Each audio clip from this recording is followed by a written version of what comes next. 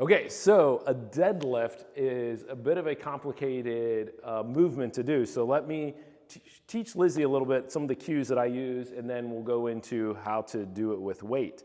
So an easy way to learn how to do this is to grab just a pipe or a bar, broomstick or something, and stand with your feet about shoulder width apart. And then what I want you to do is, what I want you to think in your mind is, you want to take that bar past your knees, just past your knees, by pushing your butt backwards. If you try to just take it past your knees by bending forward, then your back bows, which we don't want to do. So let's go ahead and do that. Your thought should be to push your hips back, and as she pushes her hips back, the arms lower down. It's like you're painting your thighs with the bar, and then come back up. Good. And it's on the way up where you're actually doing the work. Let's go down again and hold that down position. Good, and let's stop there. And then what you'll see in Lizzie's back is this curve here because she is locking her spine in.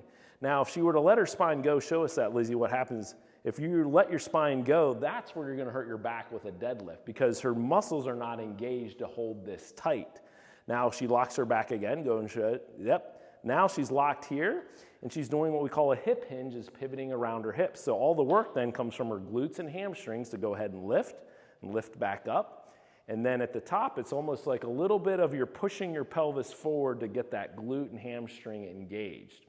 So the difference between a squat and a deadlift, which is what people a lot of times where this gets confused, is as she goes down, go ahead and go down, Lizzie, her hips stay high and she's building tension in her hamstrings and glutes because that's what we're working here, whereas a squat works the quads. So she's working the hamstrings and the glutes. Now, if she were to do a squat, stay down there, she would just lower this down, and now that becomes a squat. But she's staying high, then she comes up from that to the top there. So that is how you do a deadlift.